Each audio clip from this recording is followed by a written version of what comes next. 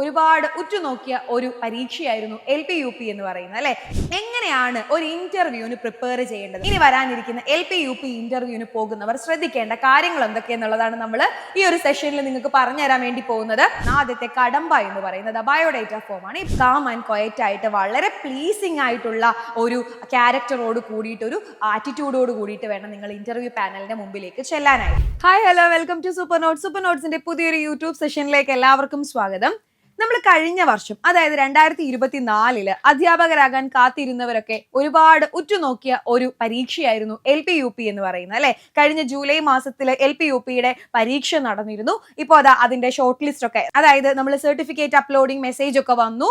ഇപ്പൊ ഇന്റർവ്യൂ ഡേറ്റും ഏകദേശം നമുക്കൊരു തീരുമാനമൊക്കെ ആയിട്ടുണ്ട്. ഫെബ്രുവരിയിൽ LPയുടെ ഇന്റർവ്യൂ ആരംഭിക്കുകയാണ്. തൊട്ടടുത്ത് തന്നെ UPയുടെ ഇന്റർവ്യൂ നടക്കാൻ പോവുകയാണ്. അപ്പോൾ എങ്ങനെയാണ് ഒരു ഇന്റർവ്യൂവിന് പ്രിപ്പയർ ചെയ്യേണ്ടത്? ഒരു അധ്യാപക പരീക്ഷയ്ക്ക് വേണ്ടിയിട്ടുള്ള ഇന്റർവ്യൂവിന് നമ്മൾ എങ്ങനെയാണ് പ്രിപ്പയർ ചെയ്യേണ്ടത്, എങ്ങനെയാണ് അതിന് അപ്പിയർ ചെയ്യേണ്ടത് എന്നുള്ളത് ഭൂരിഭാഗം പേരുടെയും സംശയമാണ്. ഇപ്പോൾ LP UPയുടെ കേസ് ആണെങ്കിൽ പോലും നിങ്ങളിൽ ഒരുപാട് പേര് ആദ്യമായിട്ട് പരീക്ഷ എഴുതിയവരുണ്ടാകും, മുൻപ് എഴുതിയിട്ടുള്ളവരുണ്ടാകും. എന്നാൽ തന്നെയും നമുക്ക് ഒരു ഇന്റർവ്യൂവിന് പ്രിപ്പയർ ചെയ്യാന്ന് പറയുമ്പോൾ നമ്മൾ സമകാലിക സാമൂഹിക സാംസ്കാരിക കാര്യങ്ങളെയൊക്കെ അഡ്രസ്സ് ചെയ്യുന്ന രീതിയിൽ വേണം പ്രിപ്പയർ ആയിട്ട് പോകാനായിട്ട്. അപ്പൊ എന്തൊക്കെയാണ് ഇന്റർവ്യൂവിന്, പ്രത്യേകിച്ചും ഇനി വരാനിരിക്കുന്ന LP UP ഇന്റർവ്യൂവിന് പോകുന്നവർ ശ്രദ്ധിക്കേണ്ട കാര്യങ്ങൾ എന്തൊക്കെയെന്നുള്ളതാണ് നമ്മൾ ഈ ഒരു സെഷനിൽ നിങ്ങൾക്ക് പറഞ്ഞു തരാൻ വേണ്ടി പോകുന്നത്.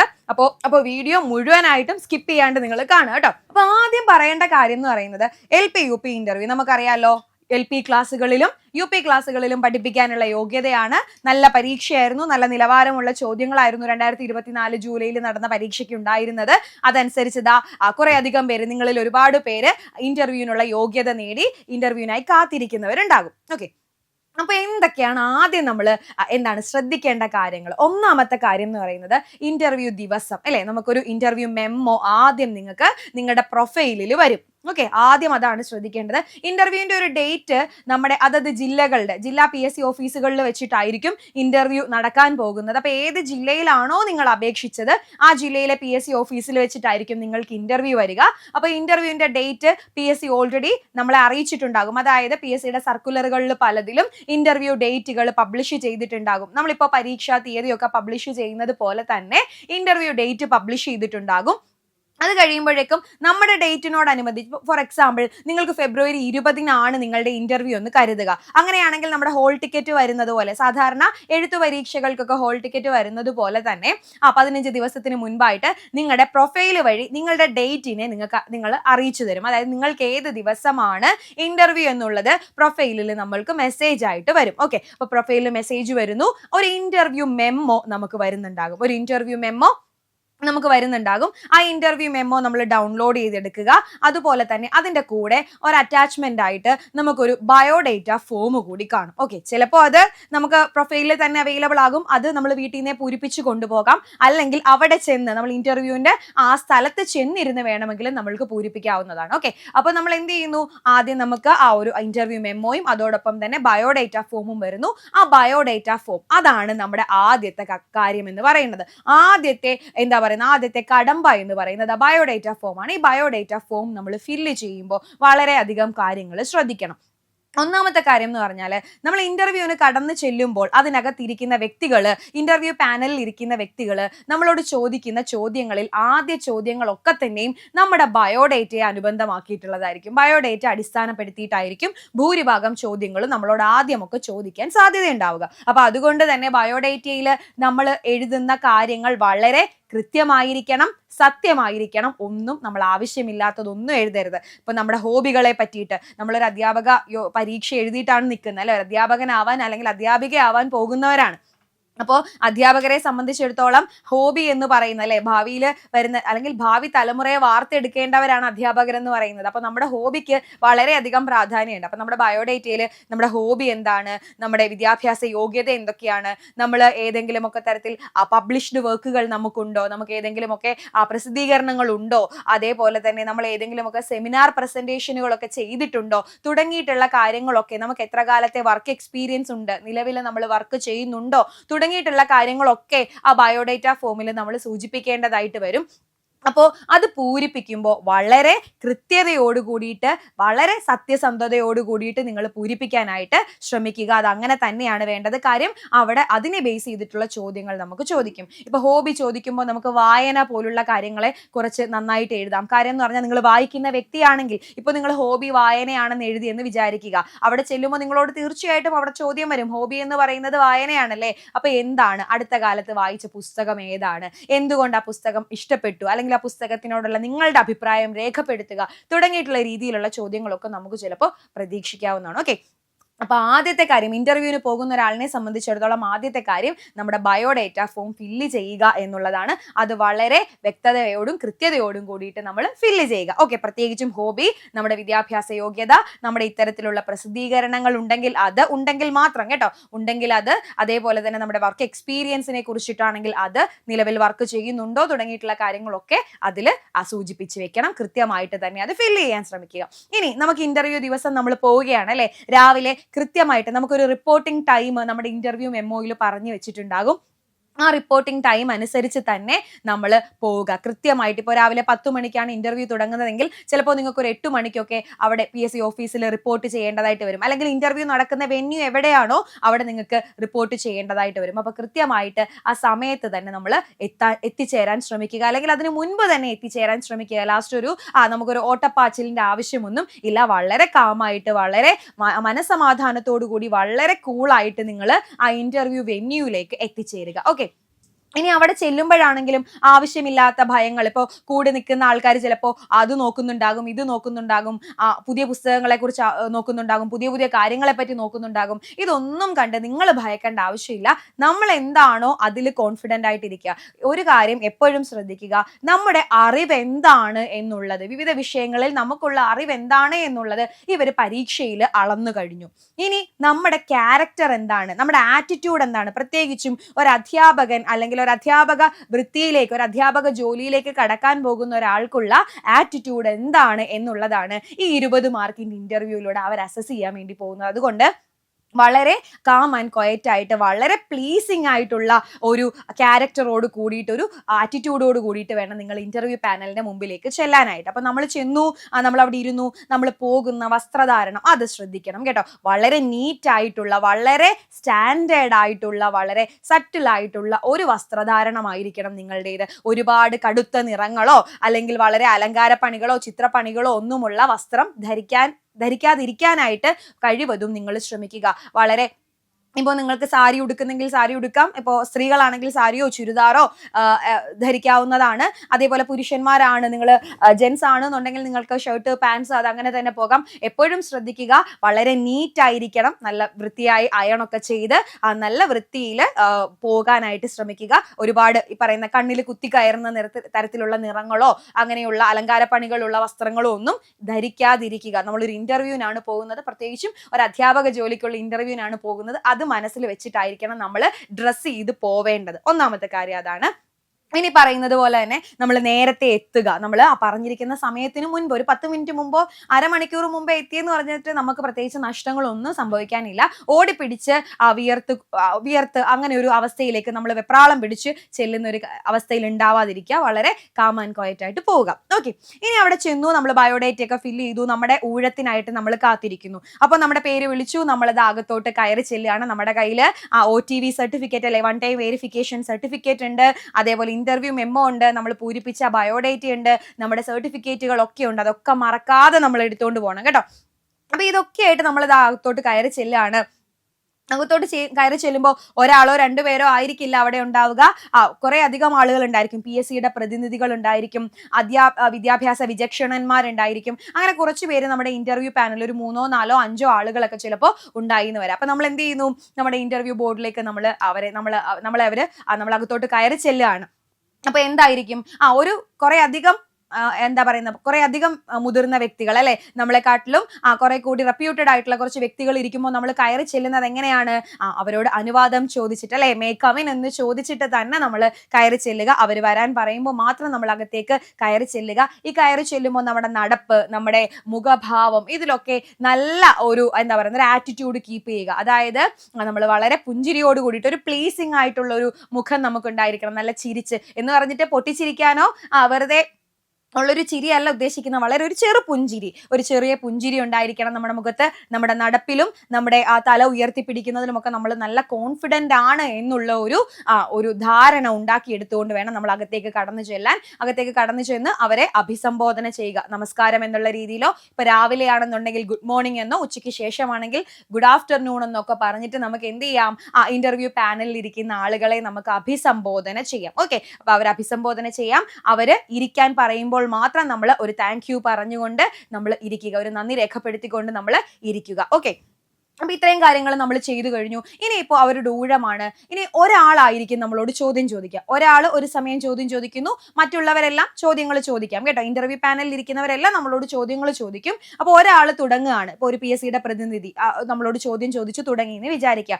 ആദ്യം അവർ ചോദിക്കാൻ പോകുന്നത് നമ്മുടെ സെൽഫ് ഇൻട്രൊഡക്ഷൻ ആയിരിക്കും. നിങ്ങളെക്കുറിച്ച് പറയുക എന്നുള്ളതായിരിക്കും. അപ്പോൾ നമ്മളെക്കുറിച്ച് പറയുമ്പോൾ നമ്മൾ കൃത്യമായിട്ടൊരു സെൽഫ് ഇൻട്രൊഡക്ഷൻ നമ്മുടെ മനസ്സിൽ ഉണ്ടായിരിക്കണം. എന്നെക്കുറിച്ച് വളരെ പ്ലീസിങ് ആയിട്ടുള്ള രീതിയിൽ, എന്നെക്കുറിച്ച് വളരെ അട്രാക്റ്റീവ് ആയിട്ടുള്ള രീതിയിൽ, മുമ്പിൽ ഇരിക്കുന്ന ആളിന് കൗതുകം തോന്നത്തക്ക രീതിയിൽ വേണം നമ്മൾ അവതരിപ്പിക്കാൻ. അതും വളരെ കുറഞ്ഞ വാക്കുകളിലായിരിക്കണം. വെറുതെ വലിച്ചു നീട്ടിക്കൊണ്ട് പോവരുത് കേട്ടോ. അപ്പോൾ നമ്മുടെ പേരെന്താണ്, എവിടെയാണ് സ്ഥലം എന്നുള്ളത്, നമ്മൾ പഠിച്ചത് എവിടെയാണ്, ഏത് യൂണിവേഴ്സിറ്റിയിൽ നിന്നാണ് നമുക്ക് ഡിഗ്രി ഒക്കെ കിട്ടിയത്, നമ്മൾ അല്ലെങ്കിൽ B.Ed അതേപോലെ DLEd ഇതൊക്കെ നമ്മൾ എവിടെ നിന്നാണ് കരസ്ഥമാക്കിയിട്ടുള്ളത്, ഏത് യൂണിവേഴ്സിറ്റിയിൽ നിന്നാണ് തുടങ്ങിയിട്ടുള്ള കാര്യങ്ങൾ, പിന്നെ കുടുംബത്തെ പറ്റി സൂചിപ്പിക്കുന്നെങ്കിൽ അങ്ങനെ, പിന്നെ ഇത്രയും കാര്യങ്ങളൊക്കെയാണ് നമുക്ക് ഏറ്റവും അടിസ്ഥാനമായിട്ട് നമ്മുടെ ഒരു സെൽഫിൽ പറയാനുള്ളത്. അപ്പോൾ അടുത്തൊരു ചോദ്യം, അപ്പോൾ എപ്പോഴും ആലോചിക്കുക, നമ്മൾ എന്താണോ അവർക്ക് കൊടുക്കുന്നത് അതിൽ നിന്നായിരിക്കും നമുക്ക് ചോദ്യങ്ങൾ വരാൻ ഏറെക്കുറെ സാധ്യതകൾ ഉണ്ടാവുക. ഇപ്പൊ നമ്മൾ ചെന്നു നമ്മുടെ സെൽഫ് ഇൻട്രൊഡക്ഷൻ അല്ലെ, നമ്മുടെ വ്യക്തിത്വത്തെക്കുറിച്ച് അല്ലെങ്കിൽ നമ്മുടെ നമ്മളെക്കുറിച്ച് നമ്മുടെ ഒരു ബയോ നമ്മൾ അവർക്ക് പറഞ്ഞു കൊടുക്കണം. ഒരു ബയോഡേറ്റ പോലെ നമ്മൾ അവർക്ക് പറഞ്ഞു കൊടുത്തു കഴിയുമ്പോൾ ആദ്യം ചോദിക്കാൻ സാധ്യതയുള്ള ഒരു ചോദ്യം എന്ന് പറയുന്നത് നാടിനെ കുറിച്ചായിരിക്കും. ഓക്കെ, നാട്. ഇപ്പൊ ഫോർ എക്സാമ്പിൾ നിങ്ങളുടെ നാട് ആലപ്പുഴ ജില്ലയിൽ എവിടെങ്കിലും ആണെന്ന് വിചാരിക്കുക, അല്ലെങ്കിൽ തിരുവനന്തപുരം ജില്ലയാണെന്ന് വിചാരിക്കുക. ഏതെങ്കിലും കേരളത്തിലെ 14 ജില്ലകളിൽ എവിടെങ്കിലും ആയിരിക്കുമല്ലോ. അപ്പോൾ നിങ്ങളുടെ നാട് ഇപ്പൊ പറയാണ്, ഇപ്പൊ എൻ്റെ നാട് തിരുവനന്തപുരത്താണ്, തിരുവനന്തപുരത്ത് കാട്ടാക്കടയിലാണ് എൻ്റെ നാട് എന്ന് നിങ്ങൾ വിചാരിക്കുക. ഓക്കെ, നാട് അവിടെയാണെന്ന് പറയുമ്പോൾ അപ്പൊ അവരെന്ത് ചോദിക്കും? തിരുവനന്തപുരം ജില്ല, നമ്മുടെ ജില്ല, നമ്മുടെ പ്രദേശം, ഇതിനെ പറ്റിയിട്ട് വ്യക്തമായിട്ടുള്ള ധാരണ നിങ്ങൾ ഉണ്ടാക്കിക്കൊണ്ട് വേണം പോകാൻ. നിർബന്ധമായിട്ടും ചോദിക്കപ്പെടാനുള്ള സാധ്യതകളുണ്ട് കേട്ടോ. എന്ത് വേണം? നമുക്ക് നമ്മുടെ ജില്ലയെ പറ്റി, നമ്മുടെ പ്രദേശത്തെ പറ്റി, അവിടുത്തെ ചരിത്രം, അതിന്റെ സാമൂഹിക സാംസ്കാരിക അവസ്ഥകള്, അവിടെ പ്രധാനപ്പെട്ട ഏതെങ്കിലും, ഇപ്പോൾ ഏത് മേഖലകളിലായിക്കോട്ടെ, ചരിത്ര മേഖലയും സാംസ്കാരിക മേഖല, സിനിമ, സാഹിത്യം, കല, ഈ ഏത് മേഖലയിലായാലും, രാഷ്ട്രീയ മേഖല, ഇതിലൊക്കെ പ്രധാനപ്പെട്ട വ്യക്തിത്വങ്ങൾ, ഏറ്റവും നോട്ടബിൾ ആയിട്ടുള്ള ഏതെങ്കിലും പേഴ്സണാലിറ്റീസ് ഉണ്ടോ എന്നുള്ള കാര്യങ്ങളൊക്കെ നിങ്ങളൊന്ന് മനസ്സിലാക്കി വെച്ചിട്ട് പോകുക. അതുപോലെ തന്നെ നിങ്ങൾ പഠിച്ച സ്ഥാപനങ്ങൾ ഉണ്ടാവുമല്ലോ, ഇപ്പൊ കോളേജ്, B.Edനോ അല്ലെങ്കിൽ DLEdനോ ഡിഗ്രിക്കോ PGക്കോ ഒക്കെ നിങ്ങൾ പഠിച്ച സ്ഥാപനങ്ങൾ, ആ സ്ഥാപനങ്ങൾക്ക് എന്തെങ്കിലും പ്രത്യേകതകൾ ഉണ്ടെങ്കിൽ, അവിടെ ഏതെങ്കിലും നോട്ടബിൾ ആയിട്ടുള്ള പേഴ്സണാലിറ്റി മുൻപ് പഠിച്ചിട്ടുണ്ടെങ്കിൽ, അല്ലെങ്കിൽ അധ്യാപകരായിട്ട് സേവനം അനുഷ്ഠിച്ചിട്ടുണ്ടെങ്കിൽ, അങ്ങനെയൊക്കെയുള്ള കാര്യങ്ങൾ, വളരെ ബേസിക് ആയിട്ടുള്ള കാര്യങ്ങൾ നിങ്ങൾ നിർബന്ധമായിട്ടും അറിഞ്ഞു വെച്ച് വേണം പോകാനായിട്ട്. ഓക്കെ, അപ്പൊ ഇത്രയും കാര്യങ്ങൾ നമ്മൾ അറിഞ്ഞു വെച്ചുകൊണ്ട് നമ്മൾ ഇന്റർവ്യൂ ബോർഡിലോട്ട് ചെല്ലുകയാണ്. അപ്പൊ നമ്മളോട് ഇതെന്തായാലും അവർ ചോദിക്കും, ഇതൊക്കെ നമ്മൾ പറഞ്ഞു കഴിയുമ്പോഴേക്കും പിന്നെ ഇനി അടുത്തത് ചോദിക്കാൻ പോകുന്നത് എന്താണെന്ന് വെച്ച് കഴിഞ്ഞാൽ സബ്ജക്ട് സ്പെസിഫൈഡ് ആയിട്ടുള്ള കാര്യങ്ങളായിരിക്കും. ചിലപ്പോൾ നിങ്ങളോടൊരു ക്ലാസ് എടുക്കാൻ പറഞ്ഞു എന്ന് വരാം. ഇപ്പോൾ കഴിഞ്ഞ LP UP ഇന്റർവ്യൂ ഒക്കെ ആണെങ്കിൽ അവിടെ ക്ലാസ് എടുക്കാനൊക്കെ പറഞ്ഞിരുന്നു. ഒരു 5-10 മിനിറ്റിനുള്ളിൽ, 10 മിനിറ്റ് ഒന്നും വരില്ല, ഒരു 5 മിനിറ്റിനുള്ളിൽ വരുന്ന രീതിയിൽ ക്ലാസ് എടുക്കാൻ പറയും. ഈ ക്ലാസ് എടുക്കാൻ പറയുമ്പോൾ നിങ്ങൾ ചെയ്യേണ്ട ഒരു കാര്യം എന്ന് പറയുന്നത്, LP ഇന്റർവ്യൂവിന് നമ്മൾ അത്രയ്ക്ക് അങ്ങോട്ട് കഴിഞ്ഞ തവണ ക്ലാസ് എടുക്കാൻ പറഞ്ഞതായിട്ട് അറിഞ്ഞിട്ടില്ല, പക്ഷെ UP ഇന്റർവ്യൂവിൽ ക്ലാസ് എടുക്കാൻ പറഞ്ഞതായിട്ടാണ് അറിഞ്ഞിട്ടുണ്ടായിരുന്നത് കേട്ടോ. അപ്പൊ ഈ ഇന്റർവ്യൂവിൽ ക്ലാസ് എടുക്കാൻ നമ്മളോട് പറഞ്ഞിട്ടുണ്ടെങ്കിൽ മുമ്പിലിരിക്കുന്ന ആ ഇന്റർവ്യൂ പാനലിൽ ഇരിക്കുന്ന വ്യക്തികളെ പഠിതാക്കളായിട്ട്, കുട്ടികളായിട്ട് കണ്ടുകൊണ്ട് വേണം നിങ്ങൾ പഠിപ്പിക്കാനായിട്ട്. വെറുതെ നമ്മുടെ അറിവിന്റെ ആ ഒരു എന്താ പറയുന്നത്, അതിനെ നമ്മുടെ അറിവിന്റെ ഒരു പ്രസംഗ രൂപമായിരിക്കരുത് ക്ലാസ് എന്ന് പറയുന്നത്. നമുക്കറിയാലോ 21ാം നൂറ്റാണ്ടിലെ ക്ലാസ് മുറികൾ എന്ന് പറയുന്നത് എന്താണ്? ചോദ്യോത്തര രീതികളിലൂടെയും അതേപോലെ കളി രീതിയിലൂടെയും വളരെ ഇന്ററാക്റ്റീവ് ആയിട്ടുള്ള രീതിയിലാണ് നമ്മൾ കുഞ്ഞുങ്ങളെ പഠിപ്പിക്കുന്നത് അല്ലെ. അപ്പോൾ അത്രയും രീതിയിൽ ആ ഒരു ഇന്ററാക്റ്റീവ്നെസ് അവിടെ കൊണ്ടുവരുന്ന രീതിയിൽ തന്നെ വേണം നിങ്ങൾ എന്ത് ചെയ്യാനായിട്ട്, ക്ലാസ് എടുത്തു പോകാനായിട്ട്. അത് നിർബന്ധമായിട്ടും ശ്രമിക്കേണ്ട കാര്യമാണ്, ഓർത്ത് വെക്കേണ്ട കാര്യമാണ്. ക്ലാസ് എടുക്കാൻ നിങ്ങളോട് ആവശ്യപ്പെടുന്നുണ്ടെങ്കിൽ നിങ്ങളൊരു ക്ലാസ്സിന് തയ്യാറായി തന്നെ പോവുക കേട്ടോ. ഏതെങ്കിലും ഒരു സബ്ജക്റ്റ് പഠിപ്പിക്കാനായിട്ട് നിങ്ങൾ തയ്യാറായിട്ട് കോൺഫിഡൻ്റ് ആയിട്ട് പോവുക. നിങ്ങൾക്ക് ഏറ്റവും കംഫർട്ടബിൾ ആയിട്ടുള്ള, ഏറ്റവും ഉറപ്പുള്ള എന്ത് ചോദ്യം വന്നാലും, അതുമായി ബന്ധപ്പെട്ട് എന്ത് ചോദ്യം വന്നാലും പറയുമെന്ന് ഉറപ്പുള്ള ഒരു ടോപ്പിക്കിനെ തന്നെ നിങ്ങൾ പ്രിപ്പയർ ചെയ്തുകൊണ്ട് പോവുക. ഇൻ കേസ് ക്ലാസ് എടുക്കാൻ വന്നു കഴിഞ്ഞാൽ നമുക്ക് അത് ഉപകാരപ്പെടും. ഓക്കെ, അപ്പോൾ അവരെ മുമ്പിലിരിക്കുന്ന പാനൽ, ആ ഇന്റർവ്യൂ ബോർഡ് മെമ്പേഴ്സിനെ മുഴുവൻ നമ്മൾ കുട്ടികളായിട്ട് കണക്കാക്കിക്കൊണ്ട് നമ്മൾ പഠിക്കുക. നമ്മൾ അവരോട് ചോദ്യങ്ങൾ ചോദിക്കുക. അതേപോലെ തന്നെ അവരിൽ നിന്ന് ഉത്തരങ്ങൾ ചിലപ്പോൾ ലഭിക്കാം, ചിലപ്പോൾ ലഭിച്ചില്ല എന്ന് വരാം. പക്ഷെ ആ ഒരു രീതിയിൽ, ആ ഒരു ചോദ്യോത്തര രീതിയിൽ തന്നെ ആ ഒരു ഇന്ററാക്റ്റീവ് ആയിട്ടുള്ള ഒരു ക്ലാസ് റൂമിന്റെ അന്തരീക്ഷം നിങ്ങൾ അവിടെ കൊണ്ടുവരാനായിട്ട് ശ്രമിക്കുക. അപ്പൊ ഇതൊക്കെയാണ് ഏറ്റവും ബേസിക് ആയിട്ട് ഒരു LP UP ഇന്റർവ്യൂവിന് പോകാൻ തയ്യാറെടുക്കുന്ന ഒരാൾ ചെയ്യേണ്ട കാര്യങ്ങൾ. ഇനി നമുക്കറിയേണ്ട ബേസിക് ആയിട്ടുള്ള കാര്യങ്ങൾ എന്തൊക്കെയായിരിക്കണം നമ്മൾ ശ്രദ്ധിക്കേണ്ടത് എന്നുള്ളത് അതാണ്. ഇനി അടുത്ത കാര്യം എന്ന് പറയുന്നത്, എന്തൊക്കെ ചോദ്യങ്ങൾ നമ്മളോട് ഇനി ചോദിക്കാം ഇല്ലേ? സബ്ജക്ട് സ്പെസിഫൈഡ് ആയിട്ടുള്ള ഏരിയ തീർച്ചയായിട്ടും ക്ലാസ് എടുക്കാൻ നമ്മളോട് പറഞ്ഞിട്ടുള്ള സ്ഥിതിക്ക്, അല്ലെങ്കിൽ പറഞ്ഞാൽ അതുമായി ബന്ധപ്പെട്ട കാര്യങ്ങൾ നിങ്ങളോട് ചോദിച്ചു എന്ന് വരാം. ഫോർ എക്സാമ്പിൾ, ഇപ്പോൾ നിങ്ങൾ സയൻസുമായി ബന്ധപ്പെട്ട ഒരു കാര്യം നിങ്ങൾ പഠിപ്പിച്ചു എന്ന് വിചാരിക്കുക. അപ്പോൾ ആ ഒരു വിഷയവുമായി ബന്ധപ്പെട്ട് നിങ്ങൾ എടുത്ത ടോപ്പിക് ഏതാണോ അതുമായിട്ട് ബന്ധപ്പെട്ടുള്ള കാര്യങ്ങളൊക്കെ നിങ്ങളോട് ചോദിച്ചു എന്ന് വരാം. പിന്നെ അടുത്ത കാര്യം എന്ന് പറയുന്നത്, എപ്പോഴും ശ്രദ്ധിക്കേണ്ട ഒരു കാര്യം, ഇന്റർവ്യൂ ബോർഡിൽ ഒരാളായിരിക്കും നിങ്ങളോട് ചോദ്യം ചോദിക്കുന്നതെങ്കിൽ പോലും എല്ലാവർക്കും മുഖം കൊടുത്തുകൊണ്ട് വേണം നിങ്ങൾ എന്ത് പറയാൻ, ഉത്തരം പറയാൻ. മനസ്സിലായോ? ഒരാൾ ചോദ്യം ചോദിക്കുമ്പോൾ അയാളുടെ മുഖത്ത് മാത്രം നോക്കി ഇരുന്നിട്ടാവരുത് ഉത്തരം പറയേണ്ടത്. എല്ലാവരെയും നോക്കിക്കൊണ്ട് വേണം, എല്ലാവരുടെയും മുഖത്തൊന്ന് കണ്ണോടിച്ചുകൊണ്ട് വേണം നമ്മൾ ഉത്തരം പറയാനായിട്ട്. ഒരിടത്ത് മാത്രം നമ്മുടെ ദൃഷ്ടി എന്തായി പോകരുത്, ഫോക്കസ്ഡ് ആയി പോകരുത്. അതും നോക്കുന്ന നോട്ടമാണെങ്കിലും പറയുന്ന വാക്കുകൾക്കാണെങ്കിലും വളരെ കൃത്യത ഉണ്ടായിരിക്കണം, ഉച്ചാരണ ശുദ്ധി ഉണ്ടായിരിക്കണം. അതുപോലെ തന്നെ നമ്മൾ പറയുന്നതിൽ നമ്മൾ നല്ല കോൺഫിഡന്റ് ആയിരിക്കണം. പിന്നെ ഒരു കാര്യം കൂടി പറഞ്ഞേക്കാം, എന്താണ്? അറിയാത്ത കാര്യങ്ങൾ. ഇപ്പോൾ ഒരു ക്വസ്റ്റ്യൻ നിങ്ങളോട് ചോദിച്ചു, നിങ്ങൾക്ക് അറിയില്ല എന്ന് തന്നെ പറയുക. വളരെ സത്യസന്ധത നമ്മൾ പുലർത്തേണ്ട ഒരു അവസരമാണ് നമ്മുടെ ഇന്റർവ്യൂ എന്ന് പറയുന്നത്. വളരെ സത്യസന്ധമായിട്ട്, സാർ എനിക്കതിനെക്കുറിച്ച് ധാരണയില്ല, അല്ലെങ്കിൽ എനിക്കത് ഓർമ്മയില്ല, എനിക്കറിയില്ല എന്ന് തന്നെ പറയുക. എന്ന് കരുതി എല്ലാ ചോദ്യങ്ങൾക്കും എന്ത് പറയരുത്, അറിയില്ല എന്ന് ഉത്തരം പറയരുത്. നമുക്ക് തീരെ പറ്റാത്ത ചോദ്യങ്ങൾ, അറിയില്ലാത്ത കാര്യങ്ങളെ അറിയില്ല എന്ന് പറയുക. അത് ഞാൻ ഓർക്കുന്നുണ്ടായിരുന്നു, അത് എൻ്റെ നാവിൻ തുമ്പത്തുണ്ടായിരുന്നു, അല്ലെങ്കിൽ ഞാനത് വായിച്ചതാണ്, എനിക്കിപ്പോഴും ഓർമ്മ കിട്ടുന്നില്ല. അങ്ങനെയുള്ള രീതിയിലുള്ള മറുപടികളൊന്നും നിങ്ങളുടെ ഭാഗത്ത് നിന്ന് ഉണ്ടാവരുത്. എന്ത് തന്നെ പറയുക, സോറി സാർ എനിക്ക് അറിയില്ല, അല്ലെങ്കിൽ സോറി മാം എനിക്ക് അറിയില്ല, അതിനെപ്പറ്റി കൃത്യമായിട്ടുള്ള അറിവില്ല, അല്ലെങ്കിൽ ഞാൻ മറന്നുപോയി എന്ന് പറയുക. ഇത്രയും കാര്യം മാത്രം പറഞ്ഞാൽ മതി. അവർ നിങ്ങളെ ഒന്നും പറയില്ല. എല്ലാം പഠിച്ചിട്ടോ അറിഞ്ഞിട്ടോ ഒന്നും ആയിരിക്കില്ല നമ്മൾ പോകുന്നത്. നമുക്ക് അറിവില്ലാത്ത ഒരുപാട് കാര്യങ്ങൾ ഈ ഭൂലോകത്തുണ്ട് എന്നുള്ള വസ്തുത അവർക്കും അറിയാം, നമുക്കും അറിയാം. അപ്പൊ അതിനെ, ആ സത്യസന്ധതയെ അതേപടി കീപ്പ് ചെയ്യുക. ഓക്കെ ആണല്ലോ? ഇനി അടുത്ത കാര്യം എന്ന് പറയുന്നത്, ചോദ്യങ്ങൾ ചോദിക്കപ്പെടാം അല്ലെ? നമുക്ക് സബ്ജക്റ്റ് പരമായിട്ടും അല്ലെങ്കിൽ പൊതുവായിട്ടുള്ള കാര്യങ്ങളും ഒക്കെ ചോദിക്കപ്പെടാം. അപ്പൊ എന്തൊക്കെയായിരിക്കും ചോദിക്കപ്പെടാൻ സാധ്യതയുള്ളത് എന്നുള്ളതാണ് നമ്മൾ നോക്കാൻ വേണ്ടി പോകുന്നത്.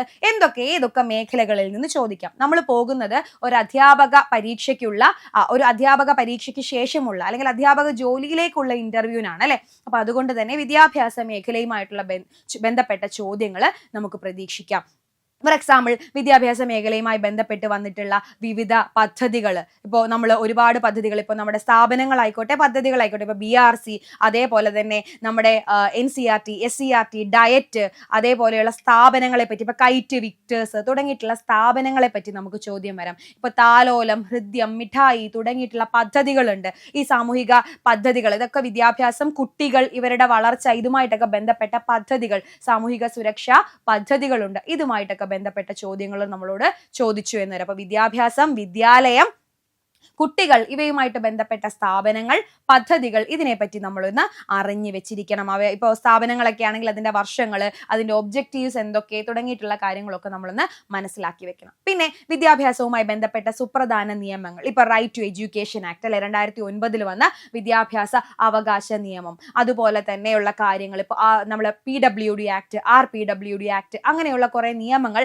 വിദ്യാഭ്യാസവുമായിട്ട് ബന്ധപ്പെട്ട് വന്നിട്ടുണ്ട്. അങ്ങനെയുള്ള നിയമങ്ങളെ പറ്റി വ്യക്തമായിട്ടുള്ള ധാരണ നമുക്കുണ്ടാവണം. അപ്പോൾ പിന്നീട് നമ്മൾ ശ്രദ്ധിക്കേണ്ട കാര്യം എന്ന് പറയുന്നത് നമ്മുടെ പാഠ്യപദ്ധതി ചട്ടക്കൂട് അല്ലെ, KCF കേരള കരിക്കുലം ഫ്രെയിംവർക്ക്, അതേപോലെ NCF നാഷണൽ കരിക്കുലം ഫ്രെയിംവർക്ക്, പിന്നെ ദേശീയ വിദ്യാഭ്യാസ നിയമം അല്ലെ, ന്യൂ എഡ്യൂക്കേഷൻ പോളിസി NEP എന്ന് പറയുന്നത് 2020 വന്ന അതിന്റെ റിവൈസ്ഡ് വേർഷൻ, അതിന് ആദ്യത്തെ ഉണ്ടായിരുന്ന വേർഷൻ, ഇതൊക്കെ നമ്മൾ പഠിച്ചു വെക്കണം. പിന്നെ ഏറ്റവും പ്രധാനമായിട്ട് പഠിക്കേണ്ട, നമ്മൾ ഏറ്റവും അടുത്ത കാലത്ത് വിദ്യാഭ്യാസ രംഗത്ത് ഏറ്റവും ചർച്ചകൾ നടന്നിട്ടുള്ള ഒരു സംഭവം എന്തായിരുന്നു? അത് ഖാദർ കമ്മിറ്റി റിപ്പോർട്ട് അല്ലെ. അതിനെ പറ്റിയിട്ടുള്ള കാര്യങ്ങൾ ഖാദർ കമ്മിറ്റി റിപ്പോർട്ടിൽ പറഞ്ഞു വെച്ച ആ ഒരു ശുപാർശകൾ എന്തൊക്കെയായിരുന്നു തുടങ്ങിയിട്ടുള്ള കാര്യങ്ങളെ പറ്റിയിട്ട് നിങ്ങളൊരു ഓവറോൾ ഒരു ധാരണ ഉണ്ടാക്കിക്കൊണ്ട് വേണം അങ്ങോട്ട് പോകാനായിട്ട്. ഓക്കെ, അപ്പോൾ വിദ്യാഭ്യാസ മേഖലയുമായിട്ട് ബന്ധപ്പെട്ട് ഇത്തരം ചോദ്യങ്ങൾ, നമ്മുടെ പല വിദ്യാഭ്യാസ കമ്മീഷനുകളെ പറ്റി, ഈ പറയുന്ന BRC പോലുള്ള സ്ഥാപനങ്ങളെ പറ്റി ഒക്കെ ചോദ്യങ്ങൾ നമുക്ക് പ്രതീക്ഷിക്കാം. ഓക്കെ, പിന്നെ സബ്ജക്റ്റ് പരമായിട്ടുള്ള ചോദ്യങ്ങളും ഇന്റർവ്യൂ പാനലിൽ ആരെങ്കിലും ഒക്കെ ചോദിച്ചു എന്ന് വരാം. അത് മിക്കപ്പോഴും ചിലപ്പോൾ നമ്മളോട് ക്ലാസ് എടുക്കാൻ താല്പര്യം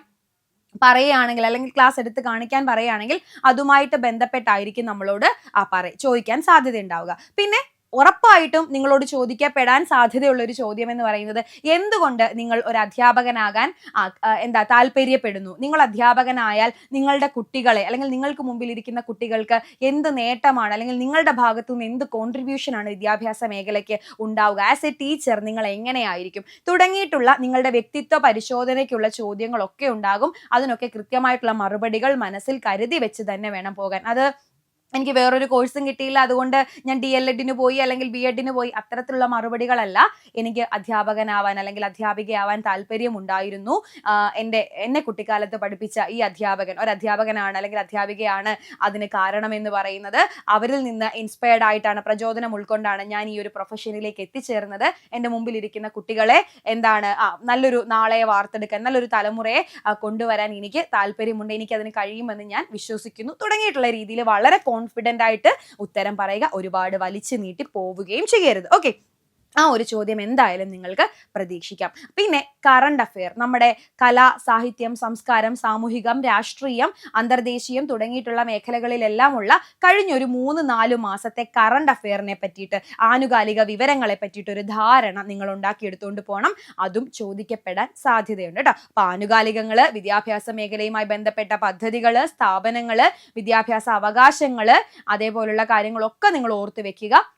ഇതൊക്കെ ചോദ്യമായിട്ട്, നമ്മുടെ കരിക്കുലം, പാഠ്യപദ്ധതി എന്താണ്, അധ്യാപനം എന്ന് പറയുന്നതിന്റെ, നമ്മൾ പെഡഗോജി പഠിക്കുന്നുണ്ട് അല്ലെ, അപ്പൊ അധ്യാപനത്തിന്റെ ഉദ്ദേശ്യ ലക്ഷ്യങ്ങൾ എന്തൊക്കെ, എന്തുകൊണ്ട് നിങ്ങൾ അധ്യാപകനാകാൻ തയ്യാറെടുക്കുന്നു, അല്ലെങ്കിൽ എന്തുകൊണ്ട് നിങ്ങൾ അധ്യാപകനാകാൻ തീരുമാനിച്ചു തുടങ്ങിയിട്ടുള്ള കാര്യങ്ങളെ പറ്റിയിട്ടൊക്കെ ഒരു കൃത്യമായിട്ടുള്ള ധാരണ ഉണ്ടാക്കി വെക്കുക. മറുപടി നിങ്ങൾ സെറ്റ് ചെയ്ത് വെച്ച് തന്നെ പോകാനായിട്ട് ശ്രമിക്കുക. അപ്പോൾ ഒരു അടിസ്ഥാനപരമായിട്ട് നമ്മളൊരു LP UP ഇന്റർവ്യൂവിന് പോകുമ്പോൾ ഈ വക കാര്യങ്ങളൊക്കെയാണ് ശ്രദ്ധിക്കേണ്ടത്. ഇനി നിങ്ങൾക്ക് വീണ്ടും സംശയങ്ങൾ ഉണ്ടാകും, സ്പെസിഫിക്കലി എന്തൊക്കെ ചോദ്യങ്ങൾ ചോദിക്കാം. ഇപ്പോൾ നമ്മൾ സയൻസിന്റെ മേഖലയിൽ നിന്ന്, ഇംഗ്ലീഷിന്റെ മേഖലയിൽ നിന്ന്, മലയാളത്തിന്റെ മേഖലയിൽ നിന്നൊക്കെ ചോദ്യങ്ങൾ വരാം. കാര്യം എന്താ, നമ്മുടെ LP UP സിലബസിൽ ഈ പറയുന്ന സംഭവങ്ങളൊക്കെ ഉണ്ടല്ലേ. അപ്പൊ ഈ മേഖലകളിൽ നിന്നൊക്കെ എന്തൊക്കെ ചോദ്യങ്ങൾ വരാം എന്നൊക്കെ അറിയാൻ നിങ്ങൾക്ക് താല്പര്യമുണ്ടെങ്കിൽ, സ്പെസിഫിക് ആയിട്ടുള്ള ചോദ്യ മാതൃകകളെ പറ്റിയിട്ടൊക്കെ നിങ്ങൾക്ക് അറിയാൻ താല്പര്യമുണ്ടെങ്കിൽ തീർച്ചയായിട്ടും നിങ്ങൾക്ക് ഈ വീഡിയോയുടെ താഴെ കമന്റ് ചെയ്യാം. അതിനൊക്കെ ഡീറ്റെയിൽഡ് ആയിട്ടുള്ള ഒരു എക്സ്പ്ലനേഷൻ വീഡിയോ ഇനിയും നമ്മളുടെ ഭാഗത്ത് നിന്ന് ഉണ്ടാവുന്നതായിരിക്കും. ഇപ്പോൾ ഈ ഒരു വീഡിയോയിലൂടെ ഒരു LP UP ഇന്റർവ്യൂവിന് പോകുമ്പോൾ പ്രാഥമികമായിട്ട് നിങ്ങൾ എന്തൊക്കെ തയ്യാറെടുപ്പുകൾ നടത്തിയിരിക്കണം, എന്തൊക്കെ കാര്യങ്ങൾ നിങ്ങളൊന്ന് ചട്ടം കൂട്ടി വെച്ചിരിക്കണം എന്നുള്ളതൊക്കെ നിങ്ങൾക്ക് മനസ്സിലായി എന്ന് ഞാൻ കരുതുന്നു. അപ്പൊ LP UP ഇന്റർവ്യൂവുമായിട്ട് ബന്ധപ്പെട്ടും വിവിധ അധ്യാപക പരീക്ഷകൾ, അധ്യാപക യോഗ്യതാ പരീക്ഷകൾ, ഇവയുമായിട്ടൊക്കെ ബന്ധപ്പെട്ട എല്ലാ അസിസ്റ്റൻസിനും സൂപ്പർ നോട്ട്സ് നിങ്ങളോടൊപ്പം ഉണ്ടാകും. അപ്പോൾ നമുക്ക് വീണ്ടും അടുത്തൊരു വീഡിയോയിലൂടെ കാണാം. അടുത്ത വർഷം അടുത്ത LP UPയുടെ നോട്ടിഫിക്കേഷൻ വരാനിരിക്കുകയാണ്. ഇനിയും നമ്മൾ ഉഷാറായിട്ട് പഠിക്കണം. അപ്പോൾ നമ്മുടെ അവസരങ്ങളൊന്നും ഇനിയും നഷ്ടപ്പെട്ടിട്ടില്ല, അവസരങ്ങൾ ഇനിയും വരാനിരിക്കുന്നതേ ഉള്ളൂ എന്ന ഉറച്ച ബോധ്യത്തോടു കൂടി, ആത്മവിശ്വാസത്തോടു കൂടി മുന്നോട്ട് പോവുക. അടുത്തൊരു സെഷനിൽ നമുക്ക് വീണ്ടും കാണാം. Thank you.